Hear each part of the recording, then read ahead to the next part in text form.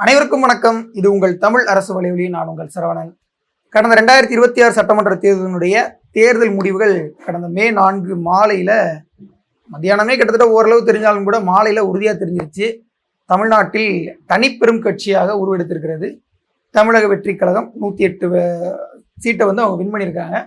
இதுபோக திமுக ஒரு 60, அதிமுக கூட்டணி, இந்த மாதிரியான பல முடிவுகள் வந்திருக்கு. நாம் தமிழர் கட்சி ரொம்ப நேர்மையான வழியில் சென்றும் கூட, நல்ல திட்டங்களை முன்வைத்து, நல்ல ஒரு தேர்தல் வியூகங்களை வகுத்தும் கூட தன்னுடைய வாக்கு சதவீதத்தில் ஒரு பெரிய சரிவை கண்டிருக்காங்க. அண்ணன் சீமான் அவர்கள் கிட்டத்தட்ட பொதுவெளியில் இப்போ வரைக்கும் வரல. ஸோ இந்த மாதிரி நிறைய கேள்விகள் இருக்குது. சாட்டையை பேசினால தான் வாக்கு குறைஞ்சிருச்சு அப்படிங்கிற ஒரு குற்றச்சாட்டு இருக்குது. ஸோ இதுக்கெல்லாம் பதில் மற்றும் தாவேகா இன்றைக்கு காங்கிரஸோட ஐக்கியமாயிருக்கு. ஐக்கிய முற்போக்கு கூட்டணி சொல்லுவாங்க, அது மாதிரி ஒரு கூட்டணி மாதிரி ஒரு ஜெல்லாக இருக்காங்க. ஸோ அதை பற்றியும் இந்த காணொலியில் பார்க்க போகிறோம். வாங்க பார்க்கலாம்.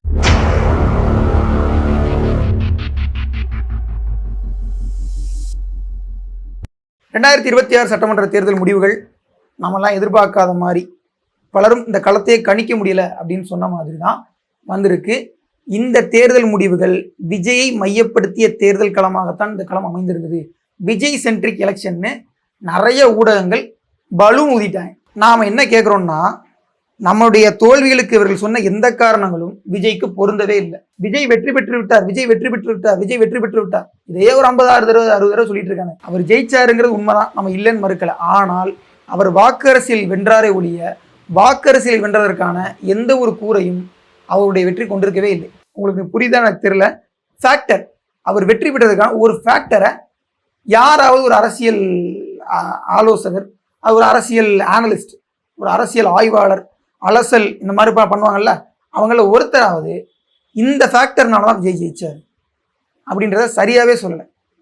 ஏன்னா இவங்கெல்லாம் சொன்னாங்கன்னா முதல்ல ஊடகத்தை தான் குறை சொல்லணும். நாம் திரும்பவும் சொல்கிறோம், நம்முடைய உழைப்பில் குறை இருக்குன்னு நிறைய பேர் சொன்னாங்க. நம்மளே நிறைய விமர்சனங்களை வச்சாங்க. அதை செஞ்சுருக்கணும்னாங்க, இதை செஞ்சுருக்கணும்னாங்க. நான் எல்லாம் கேட்குறேன், உழைச்சதுனால தான் இந்த தாவேகா என்கின்ற கட்சி 108 சீட்டை வெற்றி பெற்றதுன்னா, தாவேகா அதிகமாக உழைச்சதா, நாம் தமிழர் கட்சி அதிகமாக உழைச்சதா? தாவேகா வெற்றி பெற்றது உழைச்சதுக்காக 108 சீட்னா, நாம் தமிழர் கட்சியுடைய உழைப்புக்கு எத்தனை சீட்டு கிடைச்சிருக்கணும்? அப்போ களத்துல உழைப்புக்கு வாக்குகள் விழலை, உழைப்புக்கு சீட்டுகள் விழப்படலை. எதற்காக அவர்கள் 108 சீட்டுகள் வென்றார்கள் அப்படின்ற ஒரு கேள்வியை வச்சோம்னா, அந்த தொகுதியில நின்ன வேட்பாளருடைய முகம் கூட தெரியாமல், பெயர் கூட தெரியாமல் வாக்களித்த பாமரத்தனமான, அரசியல் விழிப்புணர்வற்ற, மழுங்கிய அரசியல் சிந்தனை கொண்ட வெள்ளந்தியான மக்கள். அவங்கள பாவம் அப்படிதான் சொல்ல வேண்டியதா இருக்கு. ஸோ அப்போ நம்ம மீதான விமர்சனங்கள் எதுவுமே செல்லுபடி ஆகலை அப்படிங்கிறதா உண்மை. நம்மகிட்ட யாராவது ஏப்பா நீங்க உங்க கட்சியை வலுப்படுத்துங்க, உங்களை நீங்க சரிப்படுத்துங்க, இப்படி எல்லாம் விமர்சனங்கள் சொன்னா, ஆமா நாங்க அதெல்லாம் செய்யறோம், நாங்க அதெல்லாம் ஏத்துக்கிறோம், நாங்க செய்யறோம். ஆனால் இவங்களுக்கு வாக்குகள் விழுந்துச்சு, இவங்க எங்களை விட சிறந்த கட்டமைப்பு வச்சிருக்காங்களா, இவங்க எங்களை விட அதிகமாக களத்துல போராடினாங்களா இப்படின்ற கேள்விகள், நிறைய கேள்விகள் நாம் தமிழர் கட்சிக்காரனுக்கு, நாம் தமிழருடைய ஆதரவாளருக்கு நிறைய கேள்விகள் இருக்கு. அந்த கேள்விகள்லாம் வச்சா நியாயமே கிடையாது. அப்போ இந்த தர்க்க நியாயங்களிலிருந்து நாம் புரிந்து கொள்வதெல்லாம் ஒன்றே ஒன்றுதான். தாவேகா உழைத்ததற்காக வாக்குகள் வாங்கவில்லை. தாவேகா சிறந்த அரசியல் பேசியதற்காக வாக்குகள் வாங்கவில்லை. தாவேகா திமுக, அதிமுக ஆகிய கட்சிகளை எதிர்த்து விட்டன என்பதற்காக வாக்குகள் வாங்கவில்லை. தாவேகா ஒரே ஒரு காரணத்துக்காக வாக்குகள் வாங்கியிருக்கு.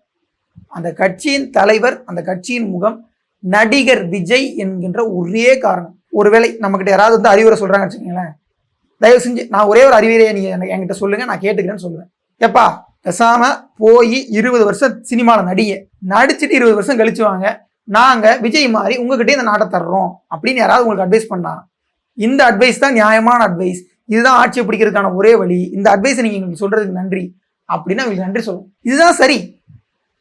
அவனுக்கு ஓட்டு போட்டு ஜெயிக்க வச்சதுக்கு காரணம் அவனுடைய 30 வருட திரை வாழ்க்கை அப்படின்னா, நம்மளும் 30 வருஷம் திரை வாழ்க்கை வாழ்ந்துட்டு வந்தா ஜெயிக்கணும் போல. அரசியல்ல நீங்க சரியா இல்லை அப்படின்றதுக்காக உங்களுக்கு ஓட்டு போடலன்னு யாராவது சொன்னாங்கன்னா, அவர் சரியா அரசியல் இருந்ததுக்காக அவருக்கு ஓட்டு போட்டீங்கன்னு நம்ம முதல்ல கேட்க வேண்டியதா இருக்கு. அதெல்லாம் காரணம் கிடையாது. மக்கள் நமக்கு வாக்களிக்காமல் தவிர்த்ததற்கு ஏதாவது காரணங்களை சொல்லி மழுப்புறாங்க, சாக்கு போக்கு சொல்றாங்க. தாவேகாவிற்கு வாக்களித்ததற்கும் அவர்கள் ஏதாவது ஒரு காரணத்தை சொல்லி தங்களுடைய தவறுகளையும் தங்களுடைய குறைகளையும் மறைத்து தாங்கள் வாக்களித்தது சரிதான்னு நியாயப்படுத்திக் கொள்றாங்க. தாவேகா என்னெல்லாம் பண்ணுச்சு அப்படிங்கிற அந்த கேள்வி எல்லாம் நமக்கு இப்பவும் இருக்கு. தாவேகாவுடைய அரசியலிலும் இருந்தும் அதனுடைய வெற்றியிலிருந்தும் நாம் ஏதாவது பாடம் கற்றுக்கொள்ள வேண்டுமா அப்படிங்கிற ஒரு கேள்வியும் இருக்கு. இப்படி நம்மிடமும் சில திருத்தங்கள் வேண்டும் இல்லையா? இதனால் வரைக்கும் வாக்கு விழுக்காடு ஏறிக்கிட்டே இருந்துச்சு. நம்ம வந்து சரியான திசையில தான் போயிட்டு இருக்கோம்னு நினைச்சிருந்தோம். இந்த முறை இறங்கி இருக்கு, சரிஞ்சிருக்கு. அப்ப நம்மிடம் எந்த தவறுமே இல்லையா அப்படிங்கிற ஒரு கேள்வி இருக்கு. முதல்ல நான் வந்து அதை தான் யோசிக்க விரும்புறேன். இப்போ எடுத்துக்காட்டுக்கு முதலமைச்சர் ஸ்டாலின் அவர்களே தோற்றுவிட்டார். அவருடைய குளத்தூர் தொகுதியில கிட்டத்தட்ட ஒரு 7-8,000 வாக்குகள் வேறுபாடுல அவரே தோல்வியடைந்த பிறகு இந்த ஸ்ட்ராட்டஜி எல்லாம் களத்துல பலிக்கலைங்கிறது வெளிப்படையா தெரியுது. ஏன்னா திமுக அவ்வளவு நலத்திட்டங்களை பட்டியல் போட்டாங்க, அவ்வளவு பணம் கொடுக்கக்கூடிய ஸ்கீம்களை அடுக்குனாங்க. இவை எல்லாமே திரை மோகத்தின் முன்பு, திரை பிம்பத்தின் முன்பு தோற்றுவிட்டது. அவனை சரிப்படுத்திக்கணும்னு முயற்சி பண்ணிட்டு இருக்காங்க. என்ன பண்ணலாம்? அதிகபட்சம் உதயநிதி திரும்ப திரைப்படத்தில் நடிக்க போங்க அப்படின்னு சொல்லி அனுப்பலாம். நம்ம போவோமாலாம் எனக்கு தெரியல. என்ன கேட்டா, அண்ணன் நீங்க போய் பகலவன் படம் எடுங்கண்ணே. பகலவன் படத்தை எடுத்து முடிச்சு திரைப்படத்துல ஒரு நல்ல இயக்குனரா, நல்ல ஒரு பெஸ்ட் ஆக்டரா, முடிஞ்ச நல்ல கேரக்டரெல்லாம் வாங்கி ஒரு பெஸ்ட் கெஸ்ட் அப்பியரன்ஸ்ல ஒரு ஹீரோவா வந்துருங்க அப்படின்னு சொல்லி அவருக்கு வந்து நம்ம சொன்னா உண்மையான நம்ம அண்ணனுக்கு நியாயமாக சொல்கின்ற அரசியல் அறிவுரை அது ஒன்றாகத்தான் இருக்கும். அப்போ நம்மளால இந்த மாதிரியான அறிவுரை அண்ணன் சீமான் அவர்களுக்கு சொல்லவே முடியாது. ஸோ இப்போ நம்ம அரசியல் பூர்வமாக சிந்திப்போமே. அரசியல் பூர்வமாக சிந்தித்தால் இப்போ அண்ணன் சாட்டை துரைமுருகன் அவர்கள் வந்து பேசுனது எதிர்மறையாக ஒரு இம்பாக்டை கொடுத்துருச்சு, ஒரு பாதிப்பை ஏற்படுத்திருச்சு. நிறைய பேர் சொல்றதெல்லாம் நல்லா பார்க்க முடியும். நான் என்ன யோசிச்சேன்னா, நம்முடைய 8 விழுக்காடு வாக்குகள் என்பது ஒரு டம்ளர், ஒரு கிளாஸ். அந்த 8 விழுக்காடு டம்ளர்ல 4 விழுக்காடு தான் வாக்கு வந்திருக்கு. இப்போ அந்த 4 விழுக்காடு வந்திருக்குன்னா இதை நான் வந்து 2 விதமா புரிஞ்சுக்கலாம். இப்போ இந்த அரை கிளாஸ் தண்ணி இருக்கு இல்லையா, இந்த கிளாஸ்ல அரை கிளாஸ் தண்ணி இருக்குன்னு நான் சொல்லலாம், இந்த கிளாஸ்ல அரை கிளாஸ் தண்ணி இல்லைன்னு நான் சொல்லலாம். இருக்குன்னு சொல்றது ஆப்டிமிஸ்டிக், இல்லைன்னு சொல்றது பெசிமிஸ்டிக். இப்போ நான் ஆப்டிமிஸ்டிக்கா அண்ணன் சாட்டை திருமுருகன் பேசினதுனாலதான் அந்த 4 விழுக்காடு வாக்குகளே வந்துச்சுன்னு சொல்லலாம், அண்ணன் சாட்டை திருமுருகன் பேசினதுனாலதான் அந்த 4 விழுக்காடு வாக்குகள் வரலன்னு சொல்லலாம். ஸோ இது 2 விதமான பார்வை தான். இதுல எது உண்மைன்னு நமக்கு தெரியாது, எது உண்மை இல்லைன்னு நம்மளால புரிஞ்சுக்க முடியாது. நான் என்ன சொல்லுவேன்னா, அண்ணன் சாட்டை திருமுருகன் அவர்களுடைய ஒருவருக்காக இந்த கட்சிக்குள்ள வாக்கு விழுந்துச்சாங்கிற ஒரு கேள்வி இருக்குல்ல, அது நியாயமான கேள்வி தானே. அப்ப நான் ஒரு நபரை குறை சொல்லி இங்க பிரயோஜனம் இல்லை. அப்படி பார்த்தா அண்ணன் சாட்டை துரைமுருகன் மட்டும் தான் பேசினாரா? அண்ணன் இடும்பாவனம் கார்த்தி பேசலையா? அண்ணன் துருவன் அவர்கள் பேசலையா? அண்ணன் சீமான் அவர்கள் பேசவே இல்லையா? எல்லாரும் தான் விமர்சிச்சோம், எல்லாரும் தான் பேசணும். அப்போ நம்முடைய ஒட்டுமொத்த அரசியலுக்கு கிடைத்த ஒரு முழுமையான ஒரு கூட்டு ஆதரவு தான் இந்த 4 விழுக்காடு. இது ஒட்டுமொத்தமான ஒரு கூட்டு வெளிப்பாடு தான்.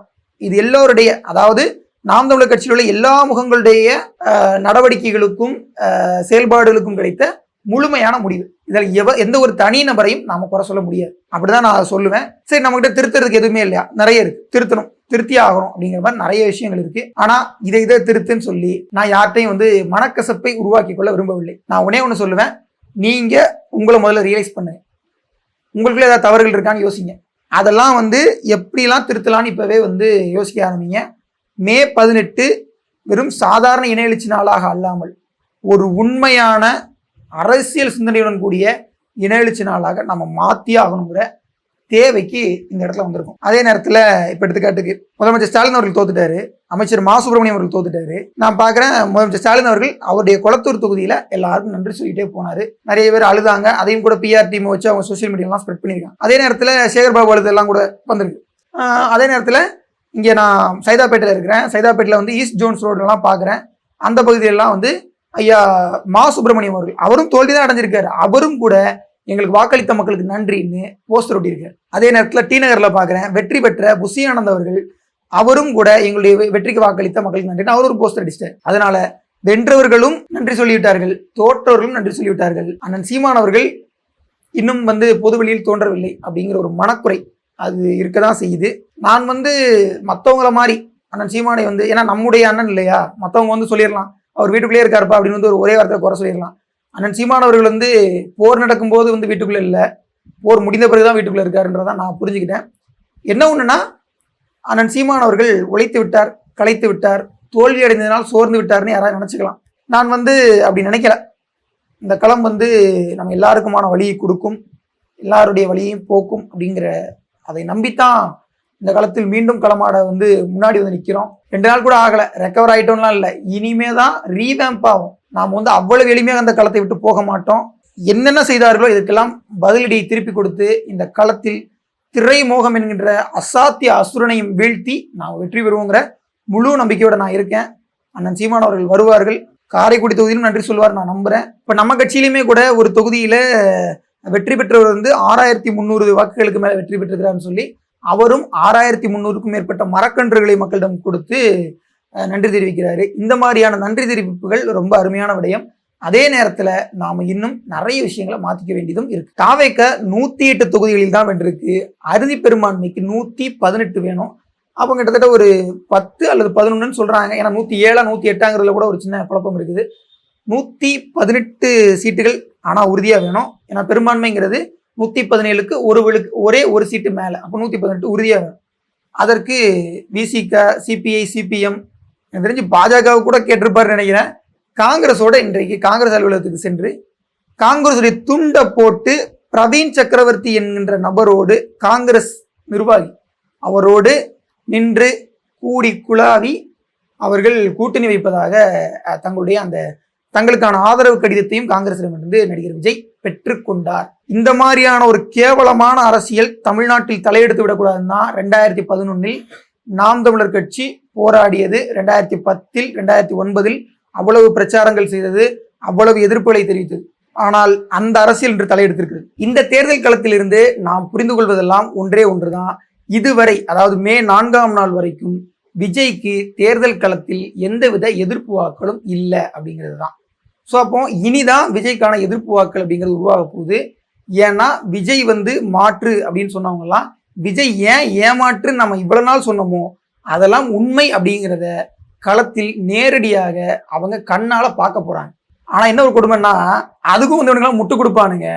ஏன்னா கரூர் சம்பவத்தின் போது 40 உயிர்கள் தன் கண் முன்னே துள்ள துடிக்க செத்தப்பவும் கூட கரூர்ல அவங்களை ஜெயிக்க வச்சவங்க ஓட்டு போட்டவங்க தானே இவங்கெல்லாம் அப்படின்ற மாதிரி மக்கள் மீது எனக்கு ஒரு மலினமான மதிப்பீடு உருவாகுது. அதுக்கு காரணம் மக்கள் தான். நீங்களே யோசிச்சுங்க. இப்படியெல்லாம் செஞ்சா ஏன் இந்த பொது சமூகத்தை ஏன் இப்படி மதிப்பிட மாட்டாங்கன்னு மக்கள் தான் யோசிக்கணும். நான் யாரையும் குறை சொல்லலை, யாரையும் திட்டலை.